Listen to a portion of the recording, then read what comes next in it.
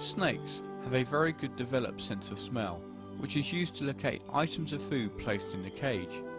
It works side by side with the forked tongue that you will see constantly flicking in and out. The snake will appear to be doing this even with its mouth shut. It has an opening at the tip of the upper half of its jaw. The tongue will pick up microscopic particles from the air. They are then taken into the mouth, where they are passed over to an organ that resides just below the nostril. This organ is known as the Jacobson's organ. Their sole role is for diagnosing what is in the air and almost tasting it.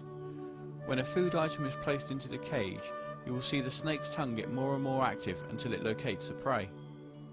In the following footage, we have sped up a python eating an adult chicken. In real time, this took over an hour.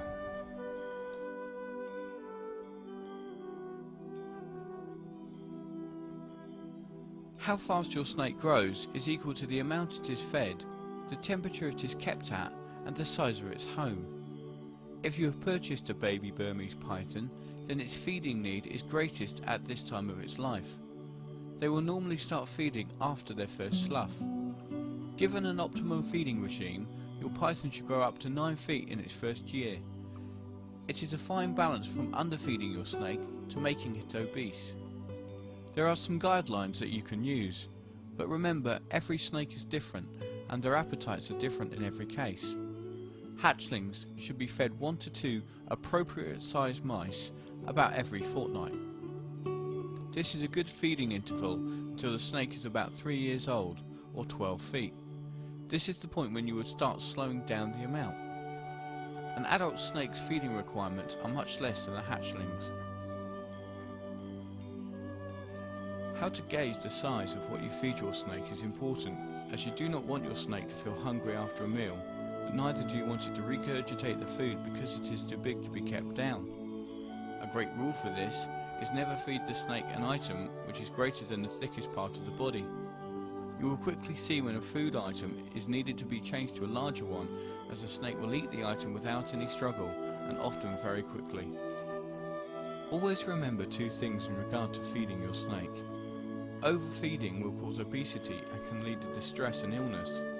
It is also a leading cause of aggression in boys, as the snake always feels uncomfortable. Underfeeding will stunt your snake's growth. Snakes which are always hungry are always looking for food and prone to biting. Before you decide what to feed your snake and how often, it is important to understand the mechanics of how a snake manages to eat its food.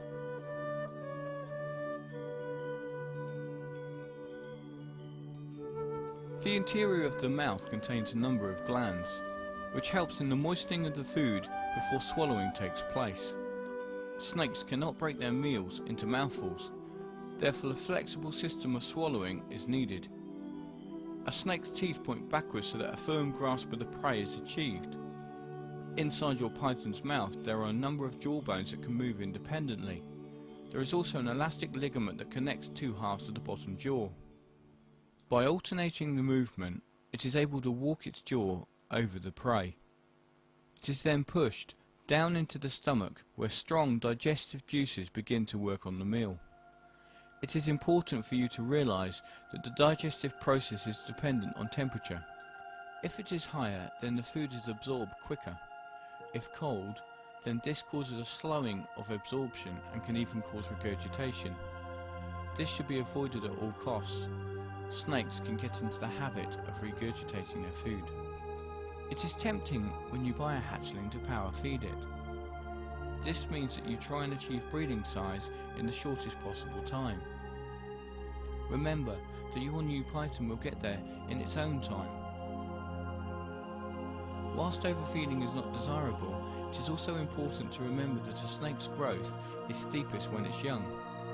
In the wild, they will be trying to avoid predators and being eaten, and therefore growth is an important factor. It is common to come across Burmese pythons which have only been fed chicks. These foods, whilst appearing good, have almost no nutritional content. It is also true that once started on these, they can be particularly difficult to get onto another food. For hatchlings, small mice are an appropriate food source. They can then be graduated onto large adult mice and then rats. and finally rabbits over a period of years. All of these foods are available in frozen form from good reptile suppliers. When thawing frozen foods, it is important to do it naturally and not use microwaves. Make sure that the prey item is properly thawed before offering it to your snake. And remember, feeding live prey to your new snake is against the law and is unnecessarily cruel.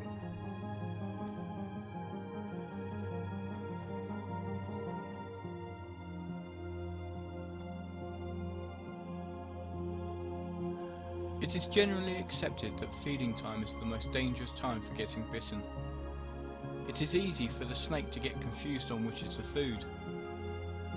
When the snake is in the food zone, it is wise to be careful and keep hands well out of the way. A lot of people use sticks or long tweezers when feeding. This keeps your hands from being thought of as food. The mouth should be placed 3 to 4 inches from the snake. You will soon learn whether your snake prefers the mouse to be wiggled. The snake should show immediate interest and its tongue should start to flick in and out more and more. It will then move slowly up to the prey, and after a bit of patience it will strike and seize the prey and throw a coil around it. When the snake is comfortable, it will then start to eat it.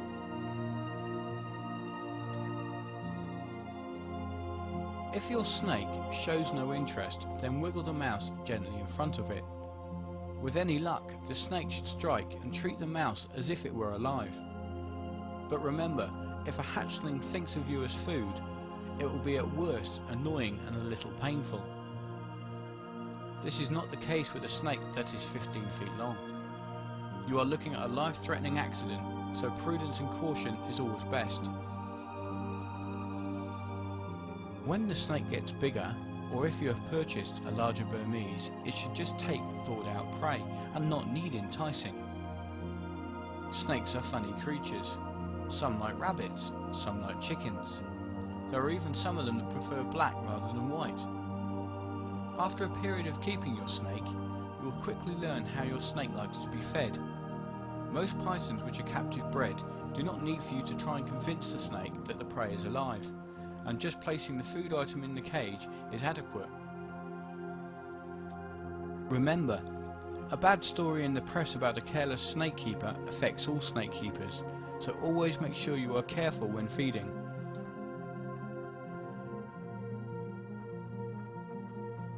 Sloughing.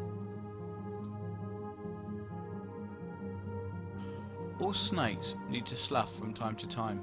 This means to shed their skin. Unlike us, a snake's skin does not grow with the snake, but rather it stretches until it won't stretch anymore. At this point, the snake will often lose its appetite and remain motionless for a number of days. During this time, the skin pattern will darken and the snake will appear to look very tatty. The eyes will appear to go milky in colour.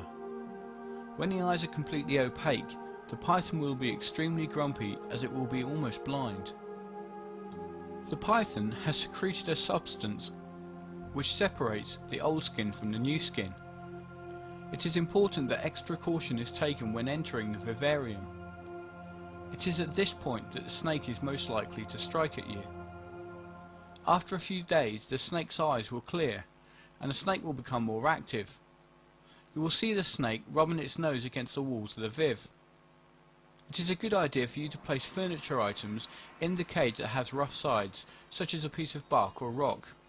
This will aid your snake in rubbing off the old skin. A young healthy snake should shed in one piece. It is often apparent when a snake is ill that the sloughing process was not done correctly. The skin will often come off in bits and pieces. Humidity is also a key with good sloughing. You can either spray your snake or take the snake out and place him in a bath of warm water. This should not be hot. The larger your python gets, the harder it will be for shedding in one piece. If you have a 13-foot Burmese and it has shed in pieces but all of it has come off, do not be alarmed. The skin of a large snake will often come apart with the forces and weight that are being applied to it. It is also important to remember that when your snake has sloughed, it will be very hungry. Handling your Burmese python.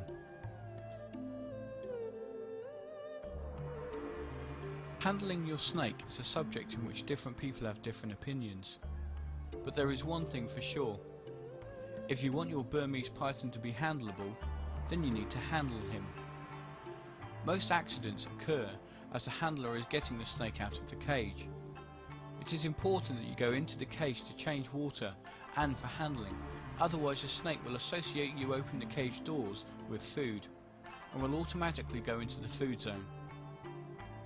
A lot of people who keep Burmese pythons now pull the snake gently to the front of the cage with a hook. This establishes with the snake a completely different regime. It helps the snake not to get confused with feeding time, but you should always be aware of what the snake is doing. Burmese pythons are relatively easy to handle and some even seem to enjoy it. If your snake is over 8 feet, then you should always have another person on point just in case anything happens. It is equally important that if children are involved, then an adult must be there at all times. It is important that a child is shown the correct way of handling. Never, never, never should a child be given a snake which is too big for them to handle. There is a possibility that the snake will see them as food. If you want to introduce children to snakes, then have an adult right next to the child controlling what the snake is doing. Caution should always be the prevalent rule in a situation like this. Burmese pythons are great snakes to keep.